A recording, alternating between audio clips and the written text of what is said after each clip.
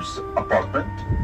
Before he came rich or whatever, like became like prime minister a long time ago, this is he used to live right here. That's why you see cameras and all that all over. And guess what? Yeah, that's what I want to say. Is you're actually in the street. It's called Gaza Street. So in Gaza Street, you have the prime minister's residence and the Benjamin Netanyahu's home or condominium. No, it's not.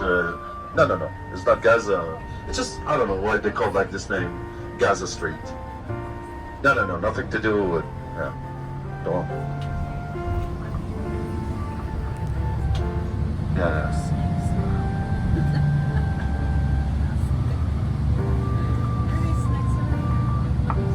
It's a really nice neighborhood, by the way. This is like one of the most expensive neighborhoods of Jerusalem.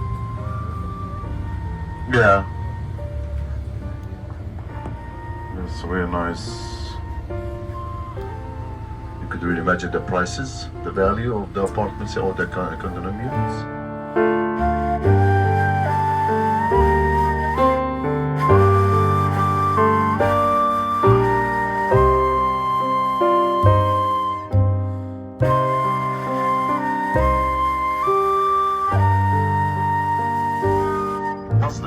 They make like maybe 5, something like that. And secular Jews maybe 3.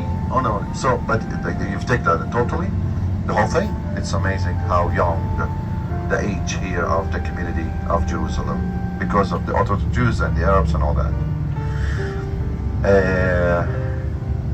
But it's very interesting that you take the schools, the Jewish schools in Jerusalem, something like about 70%, if I'm not wrong, so roughly 70% of the kids in the Jewish school today, they are Orthodox Jews. So the signs of the embassies of Salvador and Honduras. So actually those guys, they moved their embassies from Tel Aviv to Jerusalem after like America, US.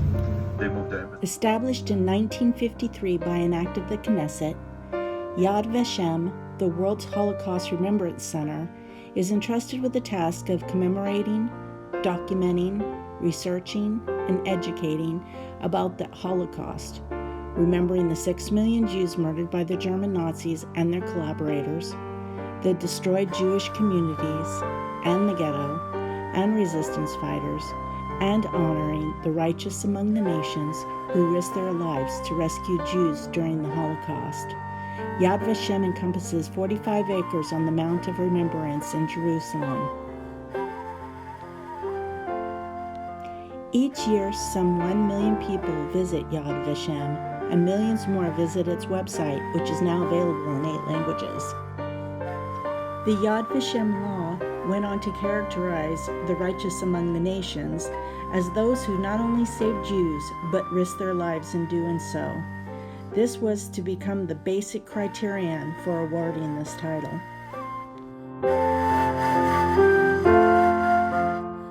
The hall is an imposing structure with walls made of basalt boulders brought from the area surrounding the Sea of Galilee and an angular roof that gives it a tent-like shape. Engraved on the mosaic floor are the names of 22 of the most infamous Nazi murder sites.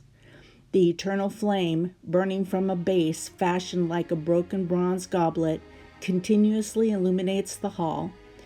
Before it stands a stone crypt containing the ashes of Holocaust victims brought to Israel from the extermination camps. A focal point of commemoration to this day, the Hall of Remembrance serves as Yad Vashem's premier site for memorial ceremonies.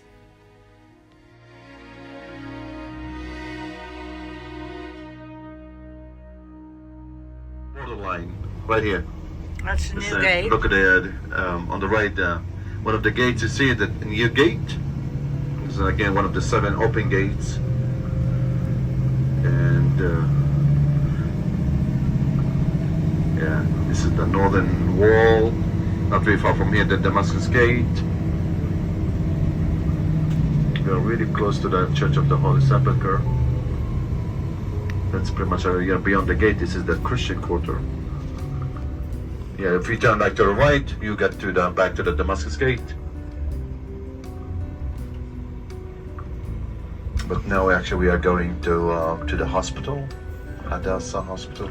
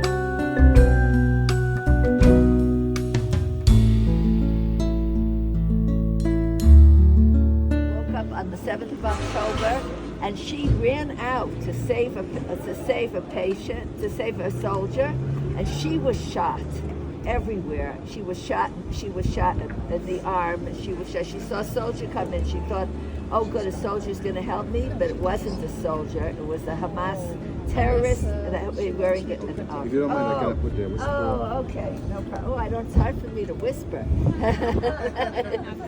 don't have to whisper. And, they call it a whisper, so that's whatever. Shalom. Anyway, shalom.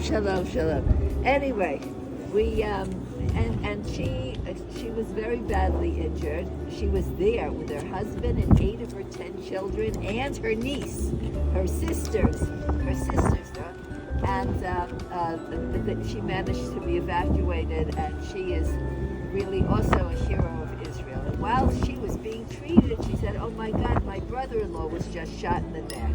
Oh no. That's him. Oh wow. So I'm telling you this story so that you see how connected everything is. Anyway, welcome. Connected, I'm glad you're connecting. My name is Barbara Sofer. I'm the Israel Director of Public Relations for the organization called Hadassah. Now, wherever you are in the United States, there's a Hadassah organization. But who's Hadassah? There was Esther. Ah, good for you. A+. I wish I had candy bars to give out. But I gave them all to Minnesota. Who's Hadassah? Hadassah is Queen Esther. If you go back to the scroll of Esther, you'll see that her real name, Esther's Persian name. Everybody was using Persian name. Like my name, Barbara, that's not a Hebrew name, but I grew up in Connecticut.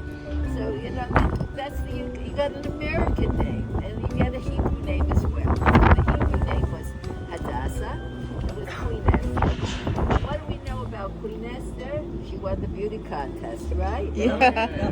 Now, everybody in the beauty contest is beautiful. I once shared a cab with Miss World. And wow. Let me tell you, I thought, I prayed the whole way because the driver was like this. You know? I think I made that up, but I didn't make it. So everybody is beautiful. But what did she have that was special? Why do we remember her? Why is she in our Bible? Because she was beautiful inside and outside, and she was smart and she was brave. So when the women of the United States wanted to do something to fix the situation here in pre-state Israel, they decided to call themselves Hadassah because it took courage and it took a different kind of beauty. So come on in and we'll show you the rest. So all right. Come on in. Yay.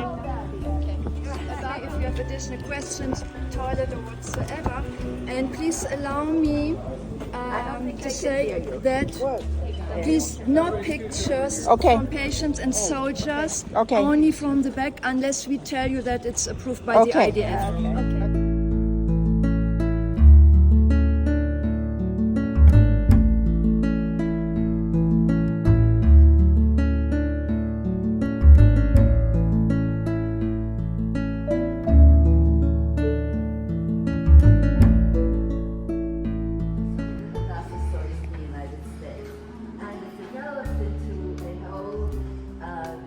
Larger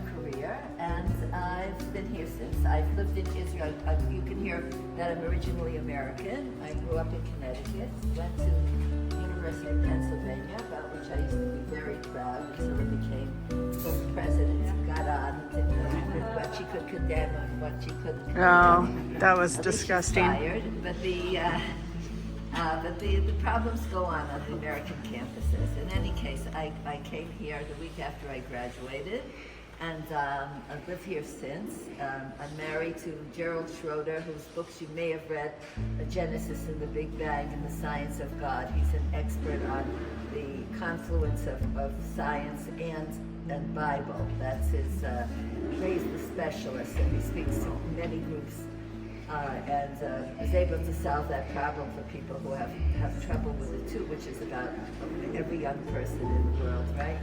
And then we have 5 children and 20 grandchildren, thank God. Yeah, And, blessing.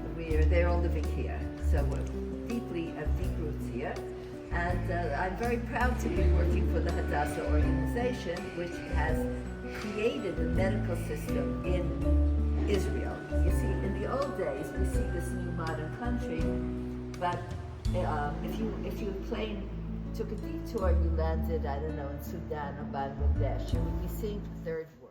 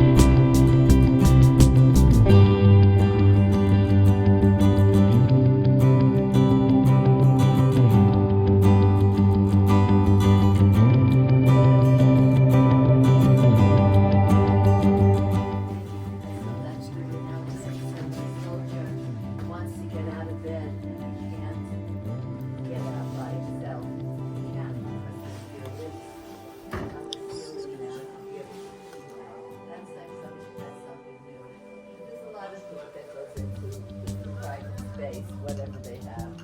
I want to say that Sally, we met, the older guy with 7 kids.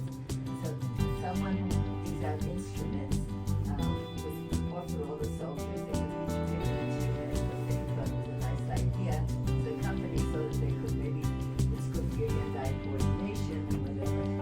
So he was in the room like this. What did he choose?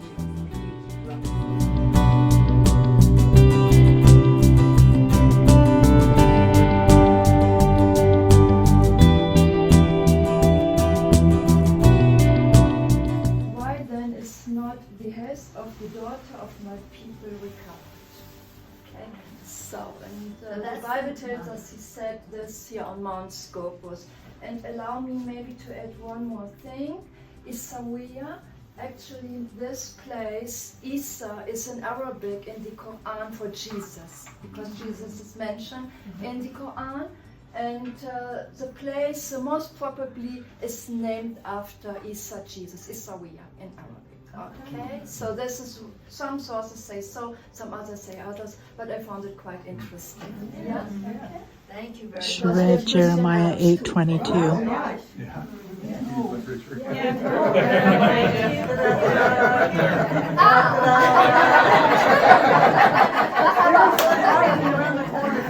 So you're the one who should talk about it. Jeremiah also said when Israel's in trouble, build a house in Jerusalem, right? So that's what we do in Hadassah. We listen to our motto is Aruchat Batzami, which is the healing of the daughter of the healing of my people from that verse that Leah so kindly just read to us. So we're definitely connected. Of course, Jeremiah lived right around the corner here. Yeah. You can right around the corner, and he saw that. Okay, let's go on.